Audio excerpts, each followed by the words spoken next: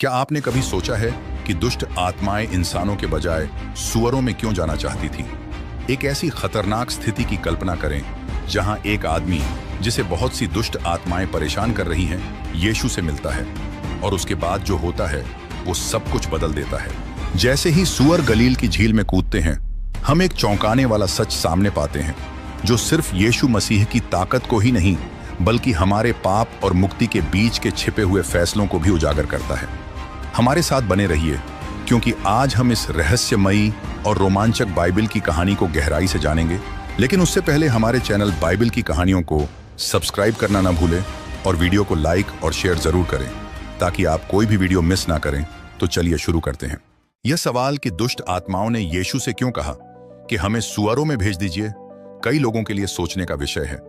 एक ईसाई होने के नाते मैंने भी कई बार इसके बारे में सोचा है और महसूस किया है कि इन कहानियों में जो दिखता है उससे कहीं ज्यादा गहरा मतलब छिपा हुआ है। एक दिन यीशु और उनके शिष्य गलील की झील पार कर रहे थे, तभी एक भयंकर तूफान उठा। शिष्य अपनी जान के लिए डर गए और यीशु से तूफान को शांत करने की विनती करने लगे। तब यीशु ने चमत्कारिक रूप से हवा और लहरों को शांत कर दिया। तूफान शांत होने के बाद वे अपनी यात्रा जारी रखते हुए दूसरी तरफ गए और गदरेनियों के इलाके में पहुंचे। यह जगह, जिसे डेकापोलिस कहा जाता है, ज्यादातर गैर यहूदियों का क्षेत्र था। इसीलिए वहां सुअर भी थे जो यहूदी कानून के अनुसार अपवित्र माने जाते थे। गैर यहूदी लोग सुअरों को खाने और कमाई के लिए पालते थे। जैसे ही वे वहां पहुंचे, एक आदमी जो अशुद्ध आत्मा से ग्रस्त था कब्रों से बाहर निकला। यह आदमी मृतकों के बीच रहता था और कोई भी उसे रोक नहीं पाता था, यहां तक कि जंजीरों से भी नहीं।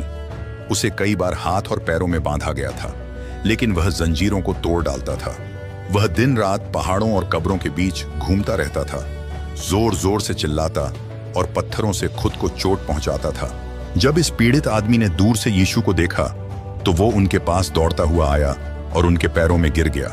वो चिल्लाया, मुझसे क्या चाहते हो, हे परम प्रधान परमेश्वर के पुत्र यीशु, मुझे तकलीफ मत दो। ऐसा इसलिए था क्योंकि यीशु ने उस अशुद्ध आत्मा को उसमें से निकलने की आज्ञा दी थी। तब यीशु ने उस मनुष्य से उसका नाम पूछा, जिस पर उसने उत्तर दिया, मेरा नाम लीजन है, क्योंकि हम बहुत सारे हैं। वे दुष्ट आत्माएं यीशु से विनती करने लगी कि उन्हें उस जगह से बाहर न भेजें। पास ही पहाड़ी पर सुअरों का एक बड़ा झुंड चल रहा था और दुष्ट आत्माओं ने यीशु से विनती की, हमें सुअरों में भेज दो, हमें उनमें जाने दो।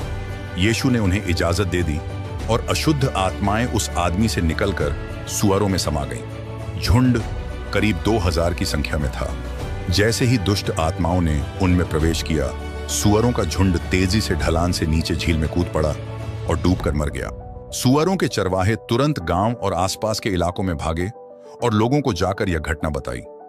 जब लोग खुद इसे देखने आए तो उन्होंने उस आदमी को देखा जो पहले कई दुष्ट आत्माओं से ग्रस्त था।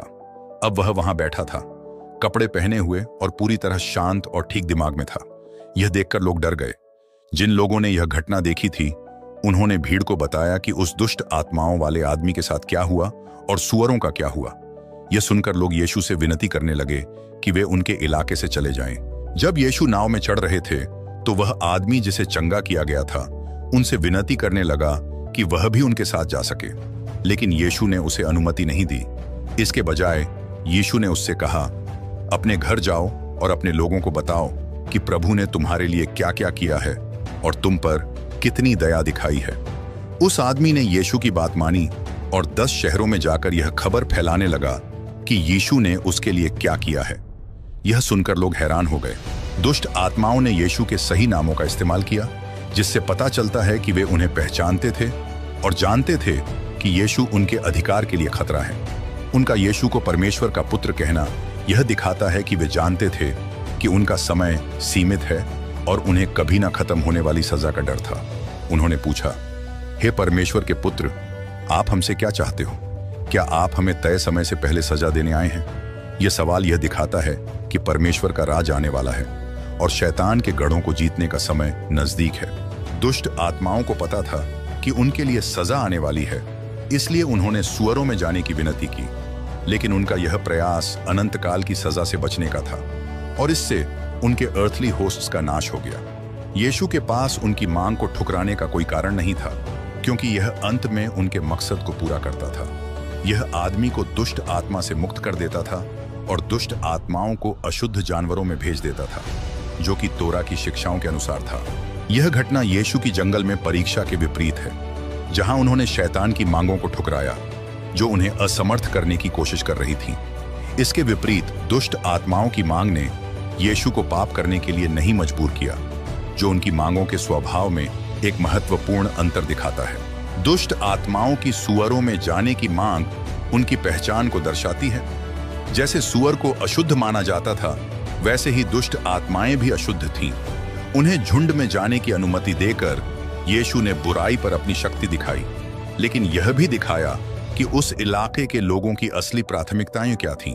दुष्ट आत्मा से ग्रस्त मनुष्य की मुक्ति पर खुशी मनाने के बजाय गैर यहूदी लोग अपने आर्थिक नुकसान के बारे में ज्यादा चिंतित थे, यानी सुअरों के नष्ट होने के बारे में। यह प्रतिक्रिया मानव स्वभाव के बारे में एक गहरी सच्चाई दिखाती है। लोग अपने भौतिक वस्तुओं को यीशु के अद्भुत काम से पहले रखते हैं। परमेश्वर की शक्ति को मसीह के माध्यम से अपनाने के बजाय उन्होंने उनसे चले जाने को कहा, क्योंकि वे अपने सुअरों को अपनी आध्यात्मिक भलाई से ज्यादा महत्व देते थे। यह कहानी हमारे अपने जीवन का एक प्रतिबिंब है। हम अक्सर अपने सुअरों से जुड़े रहते हैं, यानी उन पापी आदतों और सुखों से जो हमें परमेश्वर से दूर ले जा सकते हैं।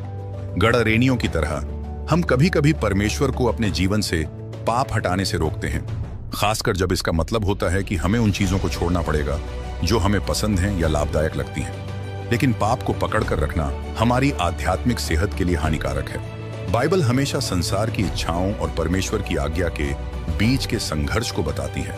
यीशु ने कहा कि कोई व्यक्ति एक ही समय पर परमेश्वर और धन दोनों की सेवा नहीं कर सकता, जो यह दिखाता है कि पाप के प्रति वफादारी और भौतिक लाभ की खोज अक्सर हमें परमेश्वर से दूर ले जाती है। गदरेनों की कहानी इस बार बार आने वाले विषय को दिखाती है।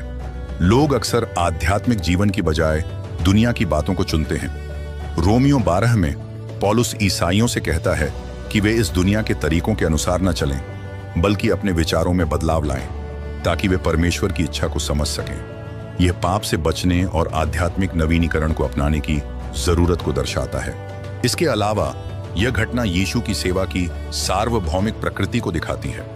उन्हें जिस विरोध का सामना करना पड़ा वह यहूदी लोगों तक ही सीमित नहीं था, जिससे पता चलता है कि मसीह का अस्वीकार करना जातीय और सांस्कृतिक सीमाओं से परे है। इफिसियों 2 में कहा गया है कि मसीह ने यहूदियों और अन्य जातियों के बीच की बाधाओं को तोड़ने और एक नई मानवता का निर्माण करने की बात कही गई है। उद्धार का संदेश सभी के लिए खुला है, जो यह दिखाता है कि पाप को छोड़ने में मानव का संकोच वास्तव में मसीह का अनुसरण करने में बाधा है। आइए हम इस बात को दिल से स्वीकार करें, यह याद रखते हुए कि अपने विश्वास के रास्ते में हमें यीशु को सब चीजों से पहले रखना चाहिए। हमें उन्हें यह अनुमति देनी चाहिए कि वह हमें रोकने वाली चीजें हटा दें और उनके प्यार की बदलने वाली शक्ति को अपनाएं। परमेश्वर आपको आशीष दे। देखने के लिए धन्यवाद।